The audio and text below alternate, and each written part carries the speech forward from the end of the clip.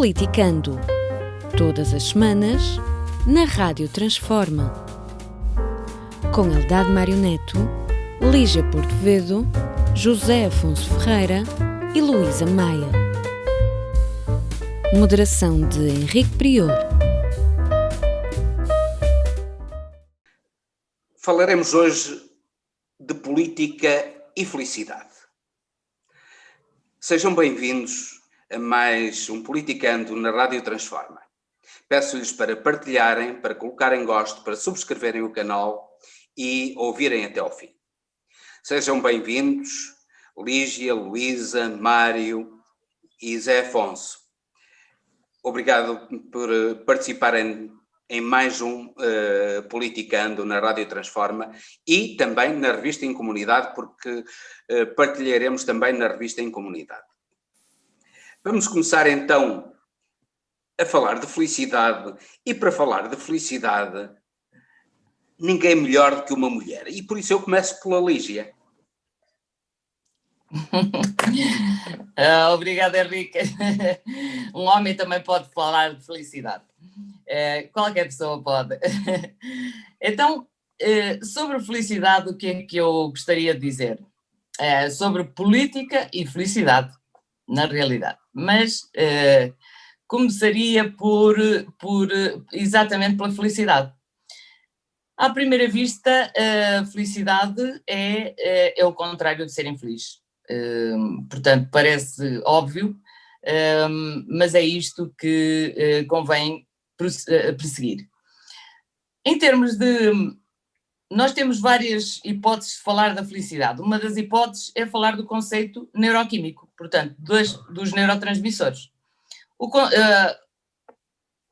A felicidade tem alguns neurotransmissores que nos fazem sentir, portanto, essa emoção. Temos a oxitocina, portanto, que é um neurotransmissor que, por exemplo, se liberta quando nós abraçamos alguém por 30 segundos ou mais. Não é 3 segundos, porque estes abraços de 3 segundos que costumamos dar aos nossos amigos, portanto, não libertam a oxitocina. Mas se nós dermos um abraço de 30 segundos ou mais, nós já libertamos a oxitocina e isso faz-nos sentir muito felizes. Depois temos a dopamina também. A dopamina é um neurotransmissor que nós conseguimos obter, por exemplo, quando dormimos bem. Já sentiram aquela sensação de ter dormido assim 9 horas e ter dormido muito bem? Eu, por exemplo, que durmo muitíssimo, gosto de dormir muito, portanto, quando durmo 9 horas fico com esta sensação fantástica de que me é proporcionada, neste caso, pela dopamina. Mas também, nós podemos também sentir essa sensação, por exemplo, quando comemoramos umas conquistas, alguma comemoração que façamos, também libertamos dopamina. Por exemplo, no sexo, na altura do orgasmo, também libertamos dopamina, também libertamos oxitocina, e isso também é que nos prende ao nosso parceiro. Mas também libertamos dopamina. Depois temos a serotonina, que, portanto, a serotonina é um neurotransmissor que nos faz sentir felizes, mas que é mais tranquilo do que a dopamina. Portanto, é um neurotransmissor que tem a ver com desfrutar de longos momentos tranquilos, de recordar, portanto, por exemplo, momentos especiais, quando nós recordamos momentos que foram muito felizes, desfrutar da natureza, por exemplo, também. Basicamente isso. Portanto, é um neurotransmissor que nos proporciona uma felicidade mais tranquila, digamos assim, e que aparece exatamente nessa altura. Depois temos as endorfinas. Portanto, quando nós, por exemplo, praticamos um hobby de que gostamos muito, quando rimos com pessoas A minha corrida. que são especiais, exatamente, e o exercício físico. A minha corrida faz isso. Pois faz, as endorfinas. Aliás, quando libertamos endorfinas, depois dormimos muito melhor, não é? Porque isto é mais ou menos assim uma daquelas nossas drogas naturais que faz com que nós fiquemos muitíssimo tranquilos. Pronto, e tem a ver com todas estas situações. Depois, nós também podemos falar sobre felicidade numa perspectiva mais de vivência dessa felicidade. E isto aqui tem muito mais a ver com a política. Portanto, quando para nós vivenciarmos a felicidade, o que é que nós efetivamente precisamos? Precisamos de conseguir um bom equilíbrio entre as nossas expectativas e as nossas realizações.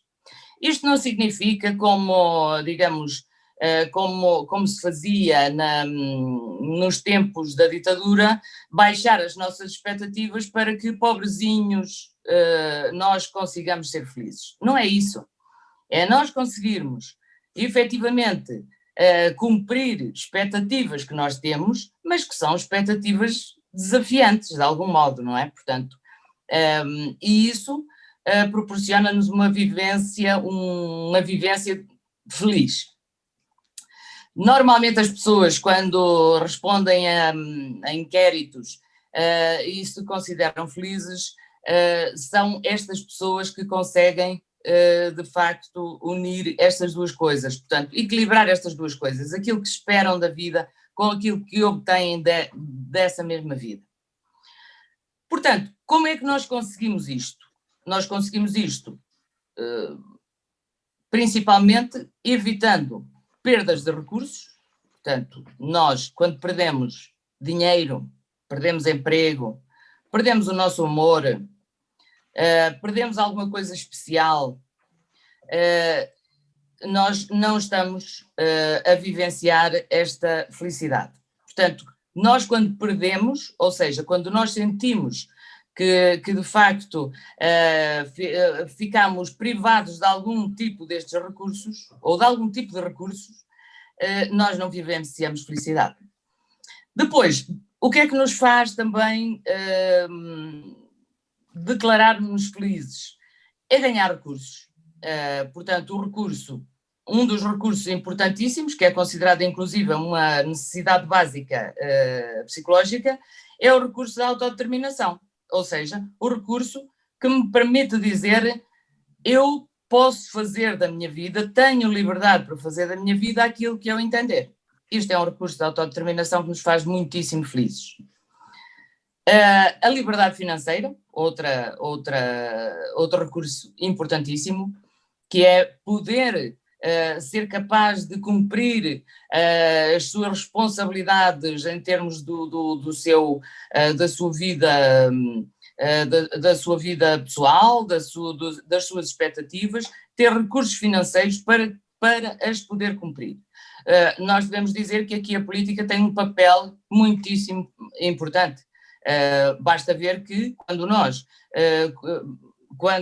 quando as pessoas dependem do salário mínimo para viver, elas não estão a vivenciar a felicidade, elas sobrevivem nitidamente. Portanto, não conseguem ter esta autodeterminação pessoal porque efetivamente não têm liberdade financeira para fazer aquilo que bem entenderem da sua própria vida, evidentemente com limites, naturalmente. E, portanto, ganhar recursos que nos permitem sentirmos felizes, vivermos felizes, significa também conquistar um amor, portanto, ter um amor, ter aprovação social, que é fundamental para o nosso equilíbrio pessoal. Desculpa, mas eu queria que te centrasses muito na política, mais na política. Pois. Em que é que a política contribui para a nossa felicidade, ou pode contribuir? Muito bem. Ora bem, ainda tínhamos mais aqui um outro recurso, que era ter com quem partilhar, portanto, partilhar a nossa felicidade, portanto, partilhar intimidade com amigos, com companheiros, etc. A política é central nisto tudo, porque a política pode promover uma sociedade justa, que efetivamente nos impeça de sentir que nós perdemos recursos. Portanto, aqueles recursos que eu estava a dizer ainda há pouco, não é? Portanto, que nós não temos dinheiro, que nós não sabemos se vamos ter ou não emprego, não sabemos se poderemos algum dia ter um lar, ter uma casa, ter uma vida com um companheiro, ter uma vida a dois, ter uma família. Portanto, todos estes recursos são proporcionados pela política porque a política é que nos pode proporcionar uma sociedade justa, mais ou menos centrada nas necessidades individuais, ou mais ou menos centrada nas necessidades coletivas, mas efetivamente pode-nos proporcionar isto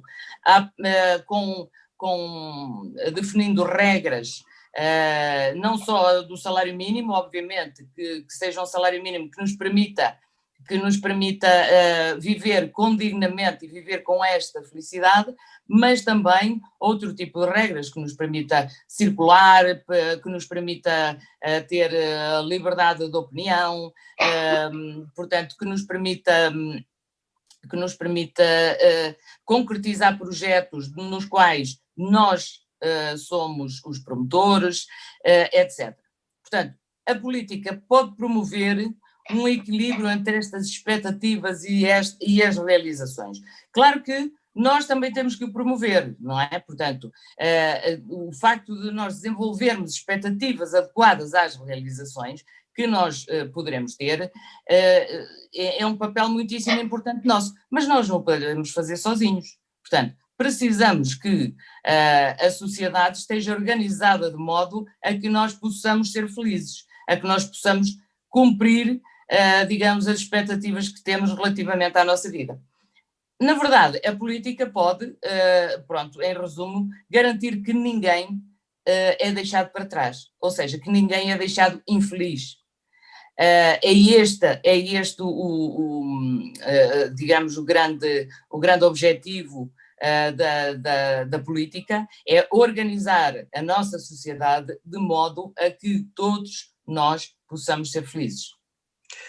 Eu passo para o Zé Afonso, então, alterno para um homem, para que nos diga o que é que a política pode fazer pela felicidade.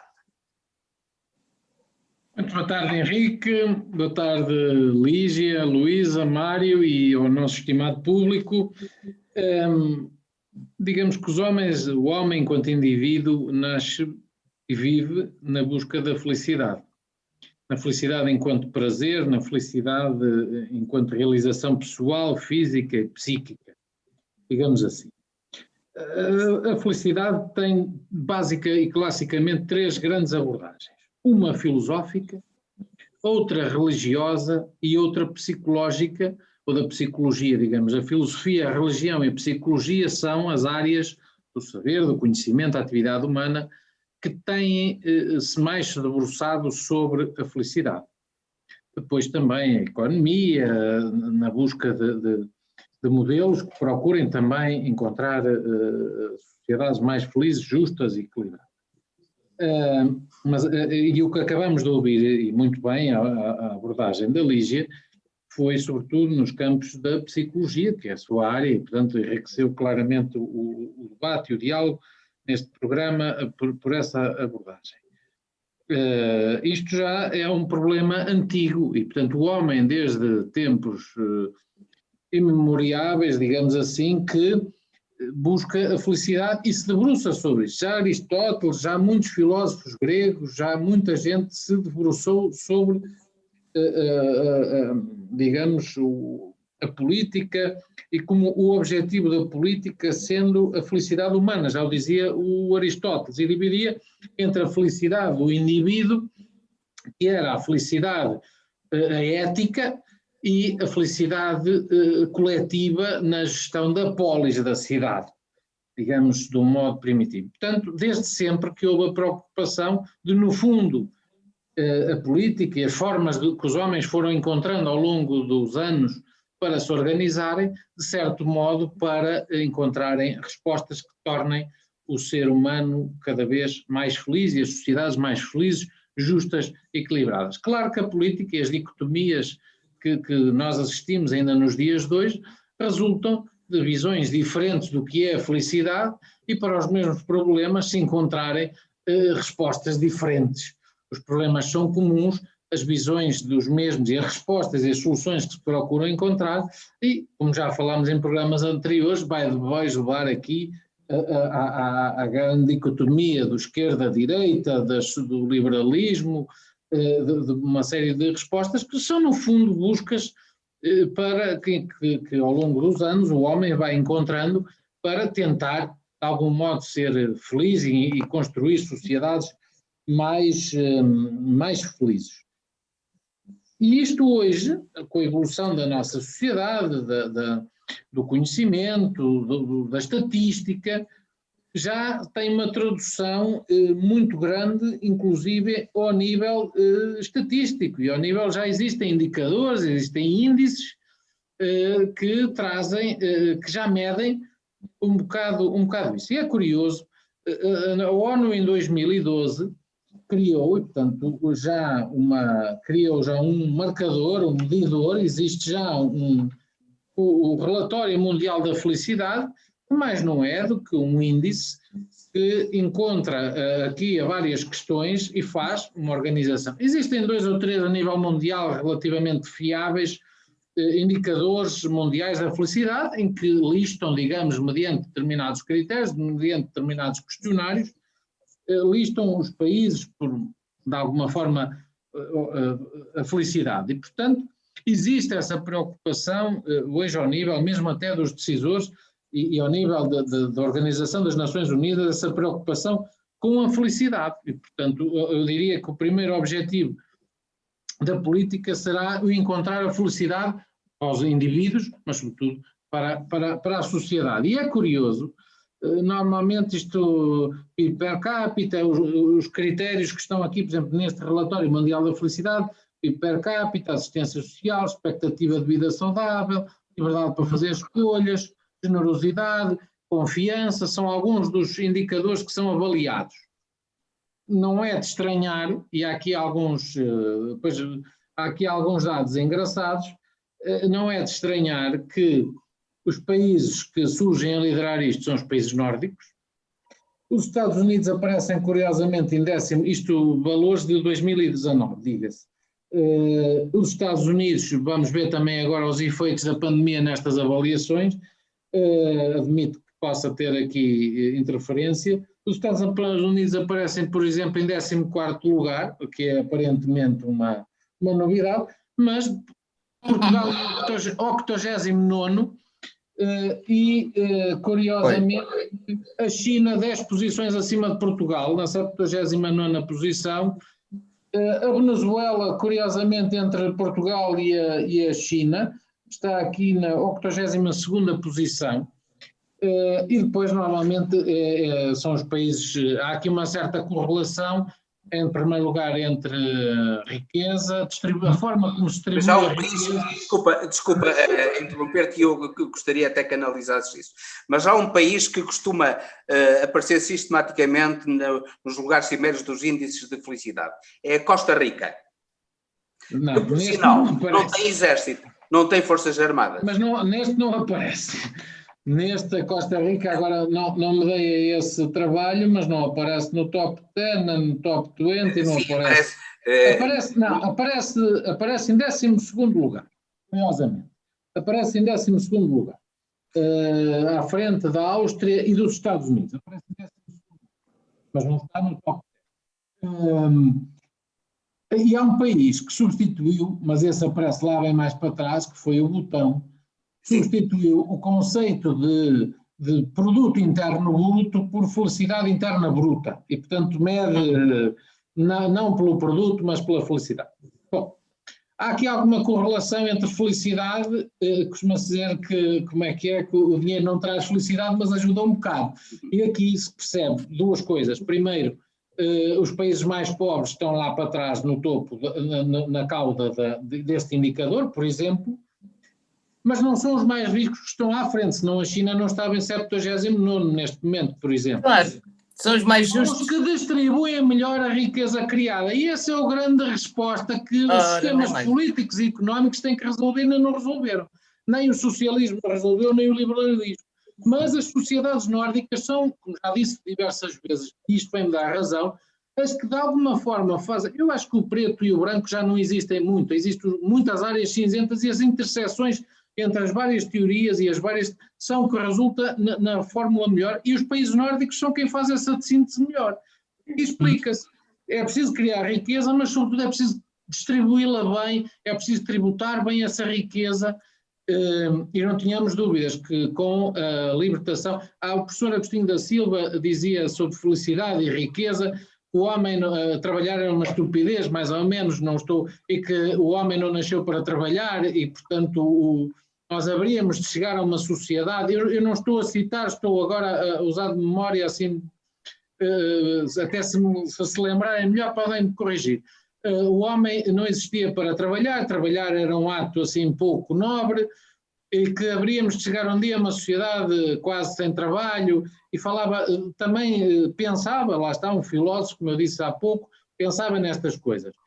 Nós temos neste momento, com a robotização, com a digitalização, as sociedades digitais, etc., nós vamos ter, como já disse também neste programa, milhões de pessoas sem trabalho, vamos ter muita riqueza criada por máquinas, por inteligência artificial, por N coisas, e que um dia têm que ser tributadas para depois se poder dar rendimento a essas pessoas que já não têm trabalho porque não há mercado de trabalho para elas. E, portanto, o mundo continua a lançar-nos desafios todos os dias, ainda bem, porque viver é um desafio e é só isso que vale a pena, mas eu creio, para terminar, que de facto a grande questão para a felicidade é, a primeira questão é criar riqueza, criar algo para distribuir, para que as pessoas tenham meios de subsistência, de vida. Mais que subsistir é preciso viver, é preciso ser feliz, realizarem-se pessoal, individualmente e coletivamente, mas criar riqueza em primeiro lugar, mas depois tributá-la e distribuí-la muito bem. Mas os países que fazem isso são os mais felizes. Desculpa. Agora, Afonso, como é que tu compatibilizas isso com as tuas opções ideológicas? Se é preciso distribuí-la. Com a doutrina social da Igreja, perfeitamente. Diz o mesmo que eu estou a dizer. Com a doutrina social da Igreja e com este Papa. Sim. Mas... A minha ideologia é a doutrina social da Igreja e, portanto, põe o primado no ser humano, não luta, não defende portanto, o primado do humanismo, do homem, enquanto indivíduo, enquanto fundamental para a realização plena. Portanto, não é o dinheiro, não é o...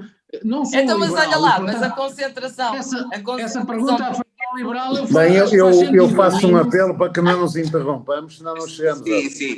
E eu queria até passar para o Mário, aproveitando para lhe pedir como é que a política pode fazer esta união entre a nossa felicidade e a felicidade dos outros.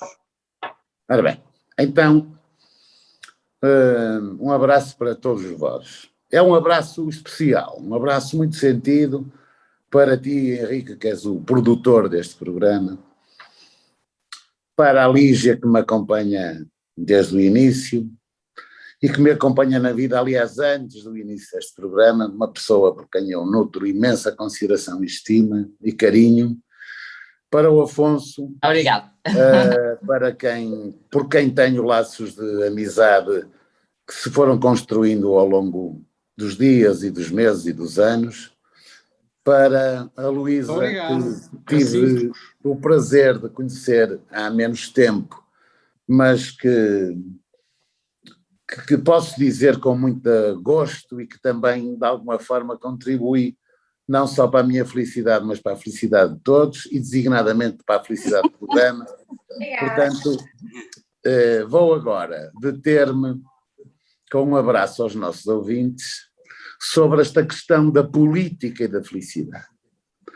Das intervenções até agora, acho que, com todo o interesse, focaram assuntos sim, importantes, mas não foram ao âmago da questão. Ou seja, como se alcança, do ponto de vista político, a felicidade individual e coletiva. Este é o grande problema que nos traz hoje a este programa. Entendendo a política como uma forma de organização e exercício do poder, rumo à construção de uma sociedade em que os indivíduos, quer do ponto de vista coletivo, quer do ponto de vista individual, se sintam corresponsabilizados, integrados e justamente tratados uns pelos outros, de tal forma em que este arco-íris composto pelos direitos humanos seja cumprido do primeiro ao último artigo. Se recuarmos nesta questão, nós veremos que a política é essencialmente a construção do poder, ou o exercício do poder. E se formos recorrer à história, pergunto-vos como é que, e pensem nisto, como é que isto se foi organizando desde as sociedades primitivas, passando pela antiguidade clássica, pelo feudalismo, pelo capitalismo nas suas vertentes e pelas experiências do socialismo. Como é que o poder foi interpretado nestas diversas fases históricas? Se nas sociedades primitivas a concepção era praticamente antropológica da felicidade, em que não havia naturalmente, não havia muitas regras da construção dos poderes, até porque não havia Estado, não havia regras. As regras eram muito básicas. Mas a felicidade foi sempre assente, se recorrermos a estas experiências todas, está sempre assente, ou subjacente à felicidade, o acesso à propriedade e o acesso aos bens.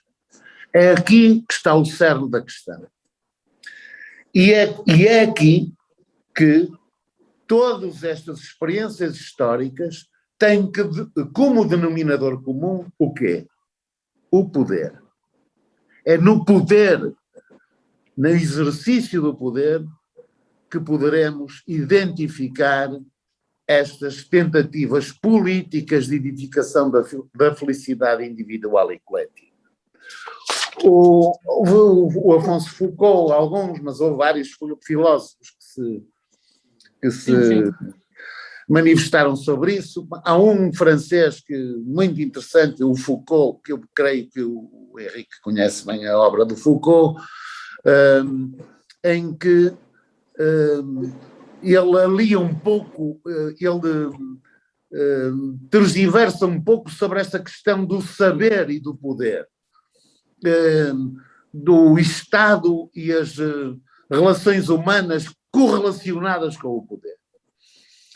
O desenvolvimento técnico, à medida que as sociedades foram avançando,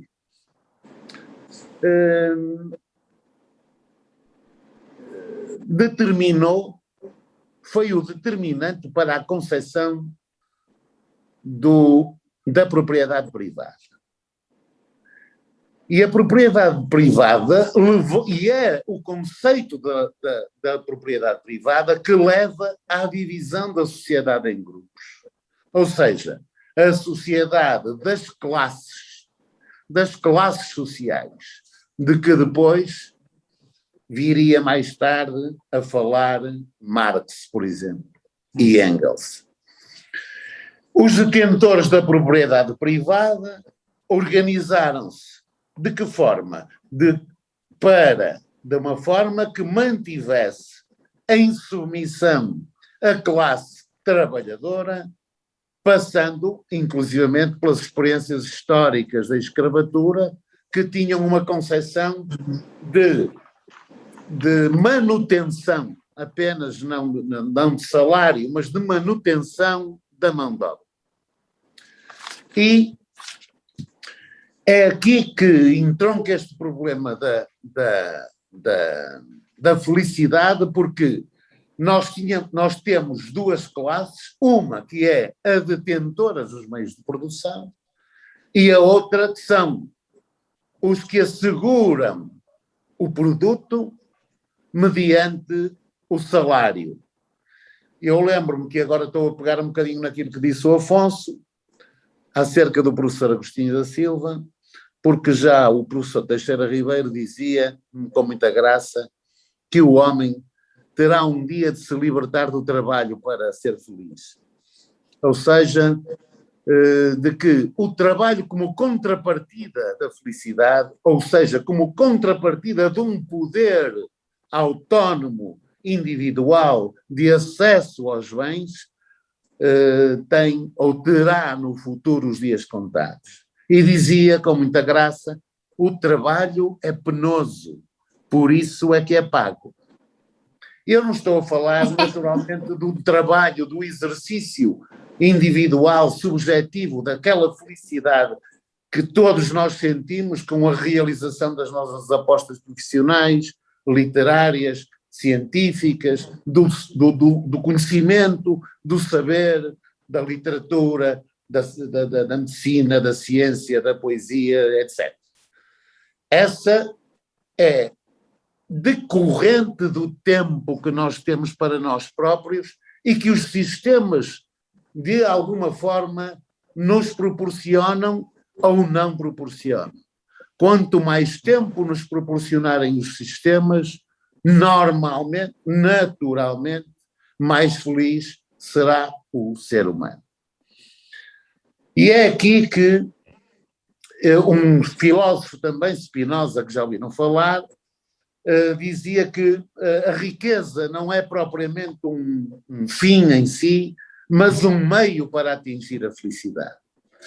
E, portanto, neste enquadramento, eu acho que o exercício do poder enquanto organização coletiva e regulador dos interesses, dos vários interesses sociais, será tão mais humanista, tão mais conducente à felicidade, quanto mais depressa assegurar ao ser humano essa liberdade individual do conhecimento, essa liberdade individual do acesso aos bens, essa liberdade individual e coletiva também da discussão das melhores formas de assegurar aquilo que é fundamental, ou seja, a repartição da riqueza em termos tais que a justiça seja assegurada através de uma paz social que não tem nada a ver com as religiões,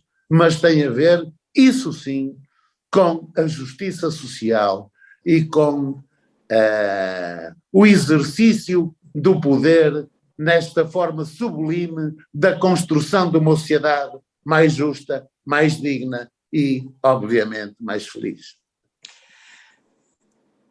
Luísa, o Mário acabou de falar no Spinoza, e o Spinoza, na ética, tem um pensamento que eu não quero deixar de te apresentar como ponto de partida para a tua reflexão. O Spinoza, na ética, diz o seguinte: o homem sofre porque não pode conceber-se a si próprio sem o outro. É este o caminho da felicidade na política? Obrigada a todos. Da minha parte, na cena do que o Mário dizia, é para mim uma felicidade sempre que acaba um programa, não sei se por libertar as serotoninas ou as sei é que de facto no fim de cada politicando e de falar de política eu fico mais feliz e só por si isso faz-me dizer que apesar da minha recente contribuição neste programa, já valeu a pena, porque acho que aqui conseguimos fazer essa realização plena da felicidade na política, ou da felicidade a falar de política, no caso. Depois, dizer que a felicidade e a política, como vocês já todos abordaram, cada uma numa perspectiva diferente, mas todas elas interessantes e que são vertentes que possamos nos debruçar sobre estas questões. Eu iria só aqui, e antes de responder, não me esqueci da tua pergunta, Henrique, mas iria só aqui concretizar o seguinte. A política e a felicidade portanto, sendo, tal como o Mário dizia, sendo a política uma organização dos cidadãos que vivem na polis, aliás, no sentido etimológico da palavra, da política, que é políticos, que quer dizer precisamente os cidadãos que viviam na polis, nós temos a necessidade de organização. E esta necessidade de organização realmente existe porque sentimos que não estamos sós, ou que sós não conseguimos alcançar essa felicidade. Isto um bocadinho respondendo a esse repto, Henrique. Ou seja, os homens sentem que para realizar a felicidade se tiveram também que se organizar politicamente. E porquê? Porque, de facto, a política serve, não é propriamente quem garante a felicidade em si mesmo, mas é facilitadora da busca da felicidade individual. Como também falou o Afonso e o Mário, já a filosofia aristotélica fazia esta ponte, de facto, da política ser o meio de alcançar a felicidade e debruçando-se sobre isto e dizer que precisamente era a forma que o governo encontrava para assegurar que as pessoas fossem felizes. E sobre isto acho interessante fazer a seguinte reflexão. Se os governos devem oferecer estas condições sociais que tornem possível a cada pessoa caminhar na busca da sua própria felicidade, isto concretiza-se como? Eu iria dizer que, numa primeira fase, ou em tempos mais idos, isto tem a ver com a própria evolução da sociedade e dos tempos, houve essa necessidade portanto, da era tecnológica industrial, primeira era industrial, se concretizar e, por exemplo, a industrialização veio trazer felicidade aos povos. Porquê? Porque o que antes era feito através de um trabalho muito mais árduo, muito mais manual, a invenção das máquinas e a própria teia das fábricas veio permitir que se conseguisse os produtos que as pessoas precisavam e que com maior facilidade e a preços mais baixos e com mais abundância. E isto foi bom para a própria evolução da sociedade e para que as pessoas fossem mais felizes. Porque lá está, são os governos, cada um na sua época, dependendo das necessidades à sua época, que permitem que estes meios, estas condições sejam possíveis e que isso reverte em felicidade no individual.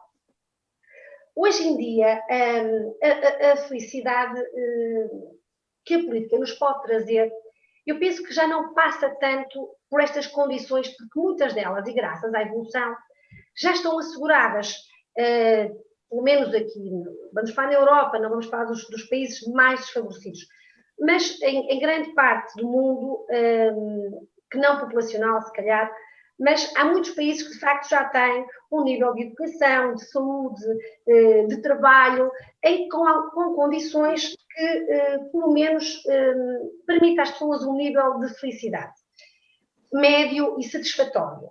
Mas o que importa, neste momento, e o desafio parece maior, é mais ao contrário, é que estes governos,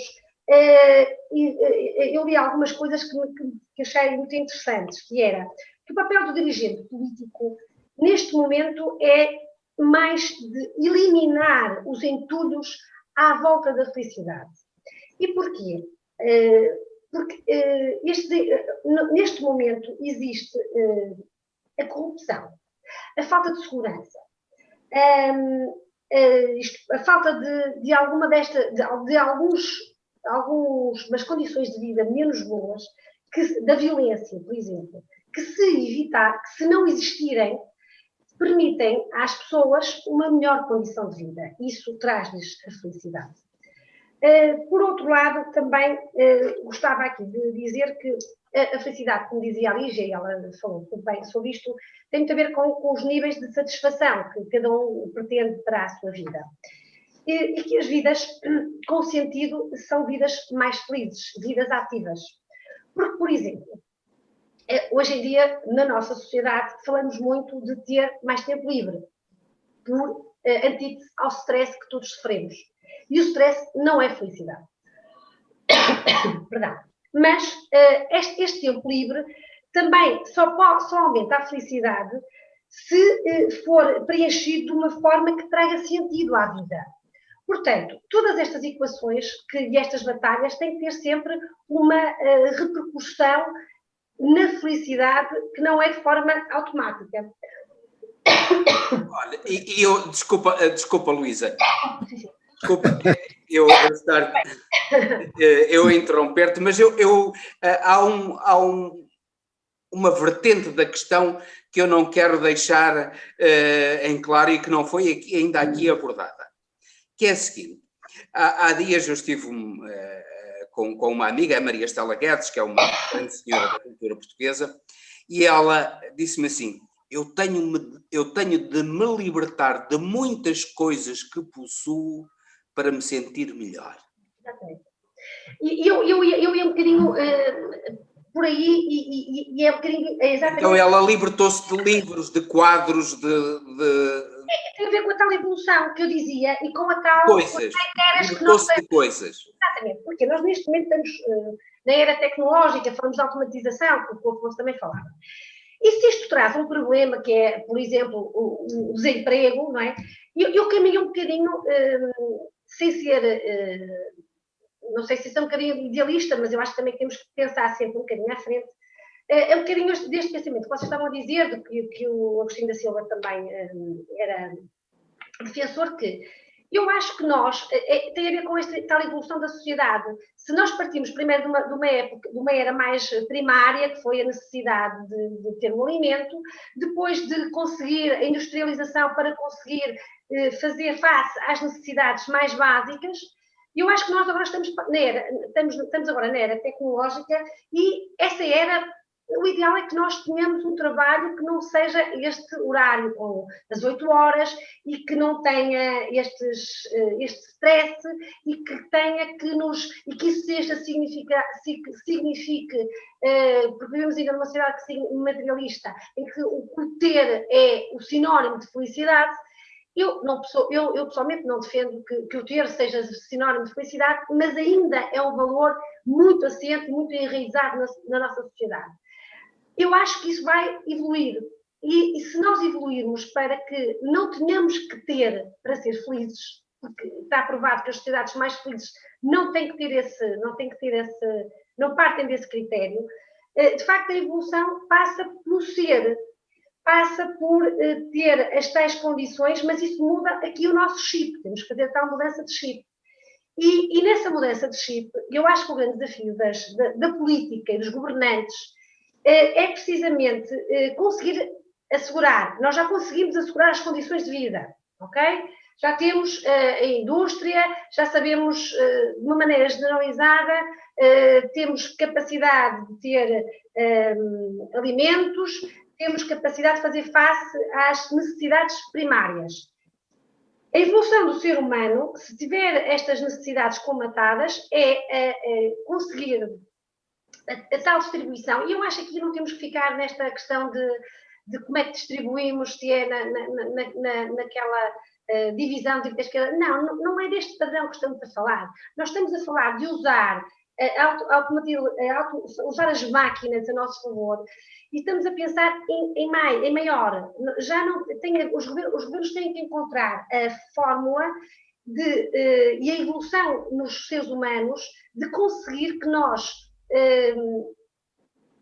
portanto, é assegurado os bens e nós sentimos a felicidade com outros critérios. No fundo, penso que este é o desafio.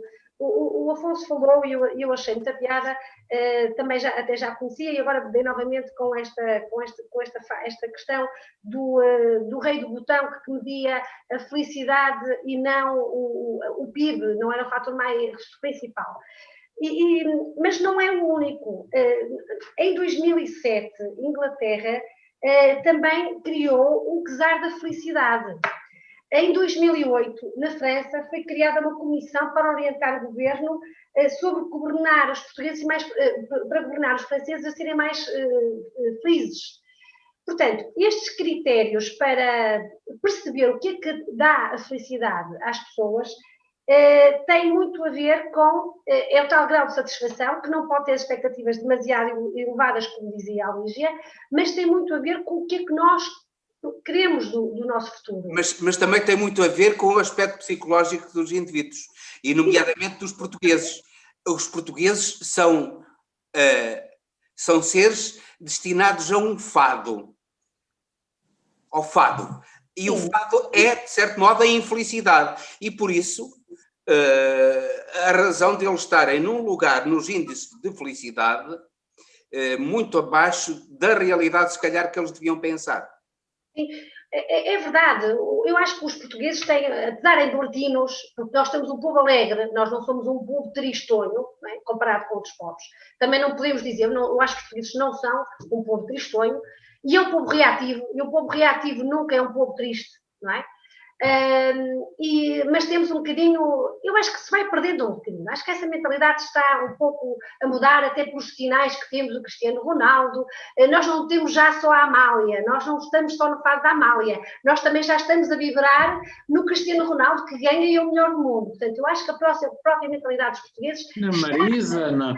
Sim, mas mesmo assim continuamos sempre com a questão da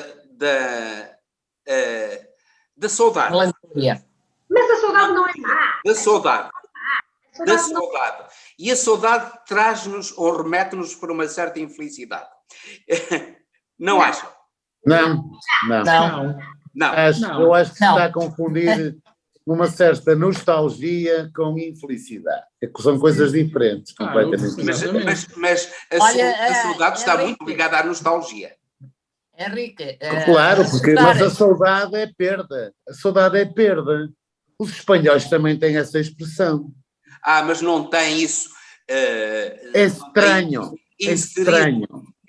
Como agora se diz, inserido no seu ADN, como tem os portugueses. Mas isso é conversa para o nosso jantar. É conversa para o nosso jantar. Então vamos terminar. E eu proponho, há uma reflexão que eu vos proponho num dos próximos programas.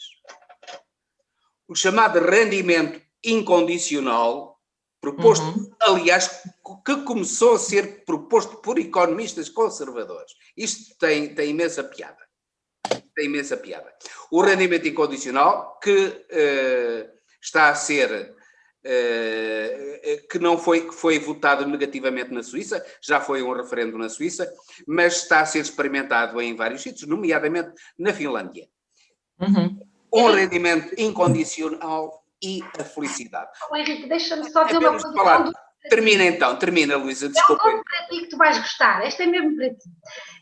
Eu aqui numa pesquisa que fiz, vi aqui 2 ou 3 coisas que eram, portanto, eram constatações científicas do que é que poderia ser feitas, recomendações aos governos para tornar as pessoas mais felizes. E uma delas era criar um Fundo Nacional do Tempo, que daria feriados às pessoas que doassem trabalho cívico. Tanto feriados como trabalho cívico tendem a aumentar a realização pessoal. A outra era criar uma cultura de design criativo, de espaços públicos, porque os prédios públicos têm que ser engraçados e surpreendentes, estimulantes e abertos para o uso de toda a população. E esta que é o doce para ti, Henrique, gradualmente extinguir os exércitos e, no lugar dele, criar uma espécie de acampamento cívico aberto a todos os cidadãos. Foi isso que fez a Costa Rica. Maravilha. Outro toque. E terminamos realmente com chave de ouro. Obrigado a todos vós, à Lígia, à Luísa, ao Mário, ao Zé Afonso, por este excelente programa que afinal de contas, nos deu felicidade. Ao fim de um ano, Henrique, o programa comemora um ano de Politicando. Sim, era isso. E convém dizer felicidade. É um ano deste programa, do Politicando, que certamente irá prolongar-se por muitos e bons anos convosco, com muita felicidade para todos nós e para quem nos vê, quem nos escuta. E eu agradeço-vos a vós e agradeço a quem nos vê, aos nossos espectadores, pedindo-lhes também que partilhem, coloquem gosto e subscrevam o canal da Rádio Transforma e também vejam este programa na revista Incomunidade.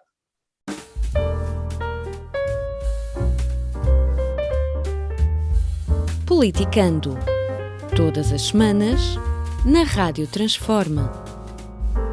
Com Eldade Mário Neto, Lígia Portovedo, José Afonso Ferreira e Luísa Maia.